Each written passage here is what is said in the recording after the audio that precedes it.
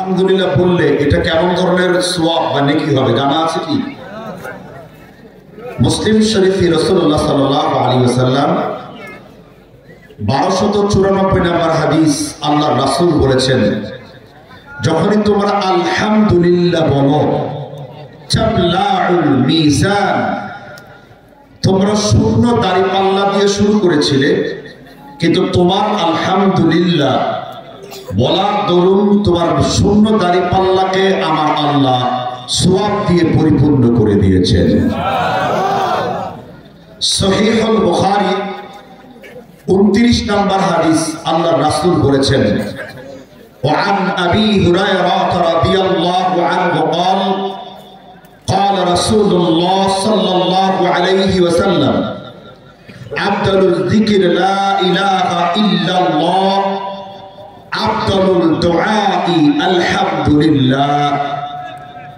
তোমরা যত জিকির করেছো আল্লাহর কাছে সবথেকে প্রিয় জিকির কোনটা?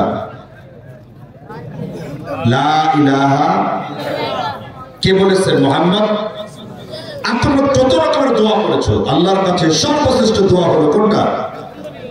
আলহামদুলিল্লাহ। ইমাম বাইহাকি তার কিতাবুল কিরাআতে 114 পৃষ্ঠা হাদিস বর্ণনা করেছেন, রাসূল বলেছেন, লা সালাতা লিমান লাম ইয়াকরা বিফাতিহাতিল কিতাব। ইমাম নাই, মুসল্লি নাই, কোন সূরা ছাড়া? কোন সূরা ছাড়া? লা সালাতা লিমান লাম ইয়াকরা বিফাতিহাতিল কিতাব। রাসূল আরবি সাল্লাল্লাহু আলাইহি ওয়াসাল্লাম তিনি বলেছেন, ইমাম নাই, মুসল্লি নাই, কোন সূরা ছাড়া? সূরা ফাতিহা ছাড়া। সূরা ফাতিহার প্রথম আয়াত আমরা কি পড়েছি? আলহামদুলিল্লাহি রাব্বিল আলামিন। পড়ছে কিনা বলেন? এখানে আল্লাহ তিনটি আলামিনের পরিচয় দিয়েছেন। কোরআন কারীমে আল্লাহ তিনটি আলামিনের কথা বলেছেন। কয়টা আলামিন? এক নাম্বার, কে আলামিন? প্রথম আলামিন কে? আমরা প্রশ্ন করলাম, আল্লাহ আপনি আপনার পরিচয় দিন। আল্লাহ এই যে আয়াতের মধ্যে পরিচয় দিয়েছেন, আলহামদুলিল্লাহি রাব্বিল আলামিন। ঠিক আছে, ঠিক বলেন। দ্বিতীয় আয়াতে কারিমায় আমরা প্রশ্ন করলাম, আপনার পরে আপনার হাবিবের কোনো পরিচয় আছে নাকি? এবার আল্লাহ সূরা আম্বিয়া 35 নম্বর আয়াতে আল্লাহ তার হাবিব মুহাম্মদ রাসূলুল্লাহ পরিচয় দিয়েছেন। এবার আল্লাহ তার রাসূলকে বলেছেন, ওয়া মা আরসালনাকা ইল্লা রাহমাতাল লিল আলামিন। আল্লাহর পরিচয় কত সুন্দর, আল্লাহ নিজের পরিচয় দিয়েছেন, আমি রব্বুল আলামিন। এবার আল্লাহ তাআলা তার হাবিবের পরিচয় দিয়েছেন, আমি আল্লাহ রব্বুল আলামিন, আমার হাবিব হলো রাহমাতাল লিল আলামিন। এবার দ্বিতীয় প্রশ্ন করার পরে আপনি আবার তৃতীয় প্রশ্ন যদি কোরআন কারীমকে করেন, আল্লাহর পরিচয় পেয়েছি, তোমার হাবিবের পরিচয় পেয়েছি, এবার কোরআন তোমার কোনো পরিচয় আছে কিনা? এবার সূরা তাকবীরের 14 নম্বর আয়াতে আল্লাহ তার কোরআনের পরিচয় দিয়েছেন, ইন হুয়া ইল্লা যিকরুল লিল আলামিন। গোটা পৃথিবীর মানব জাতির জন্য, প্রত্যেকটা বস্তুর জন্য, প্রত্যেকটা সমাজ সভ্যতার জন্য রব্বুল আলামিন কোরআনকে একেবারে সংসদ সদস্য থেকে শুরু করে একজন মেথর কিভাবে জীবনযাপন পরিচালনা করবেন, রব্বুল আলামিন কোরআনকে আমাদের জন্য যিকরুল লিল আলামিন করেছেন। কোরআন একমাত্র আমাদের জন্য শ্রেষ্ঠ উপদেশ। কষ্ট পাচ্ছেন? খুব কষ্ট লাগছে, কিন্তু আসলে কিছু সাইড টক হচ্ছে। এখন আয়াত পড়বো আর প্রতিবার কথা বলার পর কুফরি হবে, আর কুফরি করলে আল্লাহ লানত হবে, অভিশাপ বর্ষণ হবে তার উপরে। কে বলছেন? আল্লাহ বলছেন। কি? সূরাতুল আরাফ 204 নম্বর আয়াত আল্লাহ বলেন, ওয়া ইযা কুরিআল কুরআন, যখন তোমার সামনে কোরআন থেকে আলোচনা করা হবে, যখন তোমার সামনে কোরআনুল কারীম থেকে বক্তব্য করা হবে, আল্লাহ নিষেধ করেছেন, আনসিতুর তাফসীর করেছেন জালিলুল কদর মুফাসসির বিশ্বনবীর আপন চাচাতো ভাই আব্দুল্লাহ ইবনে আব্বাস তাফসীর ইবনে আব্বাসের মধ্যে বলেছেন, আনসিতু মা'নাকা মা'না, আনসিতু মানে হলো নাহা আনিল কালামি, তোমরা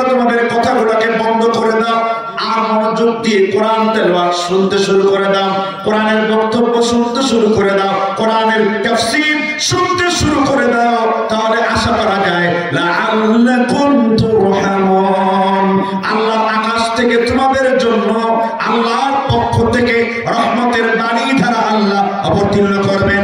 এই জন্য কোরআন পড়া বলে আলোচনা করার সময় কোনো সাউন্ড করা যাবে না। তবে আমি যদি কোনো প্রশ্ন করি সেই প্রশ্নের উত্তর দেওয়া যায়, আছে না নাই? কোরআনের ভিত্তিতে আপনি আবার প্রশ্নের উত্তর দিতে পারবেন। এবার কোরআন আল্লাহ সূরা বাকারা 286 নম্বর আয়াত আল্লাহ বলেন সামি'না ওয়া আতা'না গুফরানাকা রাব্বানা ওয়া ইলাইকাল মাসির। আল্লাহ বলেছেন কোরআন হাদিসের কথাগুলো আগে শুনেছো, এই জন্য তোমরা শুনেছো, মেনে নেওয়ার জন্য শুনেছো। আল্লাহ বলেছেন শুনলাম আর মানলাম, আমি আল্লাহ তোমাদের গুনাহ মাফ করে দিলাম। শ্রবণ করবেন। আবার বাইরে বাজার বসেছে, কিছু মাদারে যেমন ওরস বসে, সোনিয়া কিনার নাম দিয়ে এলাকার পিছনে ওরস দিয়েছে, বাইরে নারী পুরুষের ঢল নেমে গেছে, যুবকদের পিরিত ঢল নেমে গেছে, কিন্তু কোরআনের আওয়াজ শুনেছে এই অপদার্থদের কানে কোরআনের বক্তব্য পৌঁছে যাওয়ার পরেও হিম্মত হলো না এই মাহফিলে বসা। ঠিক আছে, ঠিক আছে। কারণ কোরআন আল্লাহ তাআলা সবাইকে এখানে বসার তৌফিক দেন না, সবাইকে বলার তৌফিক দেন। একটা দুইটা আয়াত না, এই কোরআনুল কারীমে 70টি আয়াত আল্লাহ আলোচনা করেছেন। কয়টা আয়াত? 70টি, 70। 70 অনেকে শুদ্ধ বাংলা চয়ন বুঝে না। 70 আয়াত। আপনারা কত বলেন? আল্লাহ তাআলা কোরআনে বলেছেন কলিলাম মা তুমিনুন, অল্প সংখ্যক লোক আল্লাহর প্রতি ঈমান আনবে। কলিলাম মা তাশকুরুন, অল্প সংখ্যক লোক আল্লাহর শুকরিয়া আদায় করবে। কলিলাম মা তাযাক্কারুন, অল্প সংখ্যক লোক আল্লাহর ওয়াজগুলোকে গ্রহণ করবে। সূরাতুল আনআমের 116 নম্বর আয়াতে আল্লাহ বলেন ওয়া ইন তুতি' আকতার মান ফিল আরদি ইউদিল্লুকা সাবিলিল্লাহ। হে নবী, আপনি যদি দুনিয়ার বেশিরভাগ লোকের কথা মানেন, বেশিরভাগ লোক আপনাকে আল্লাহর পথ থেকে বের করে দেবে। কারণ বেশিরভাগ লোক যা বলে মিথ্যা বলে। এই জন্য হকের পথে অল্প লোক, এই জন্য হকের মাহফিল গুনাতে লোক হয় অল্প, আর বাতিলের মাহফিল গুনাতে লোক হয় বেশি। এই জন্য দাজ্জালের সংখ্যা বেশি হবে আর ইমাম মাহদীর সংখ্যা কম হবে। কেননা আল্লাহ তাআলা কোরআনে সূরা ইয়াসিনে বলেন বাল জাআহুম বিল হক ওয়া আকসারুহুম লিল হাক্কি কারিহুন।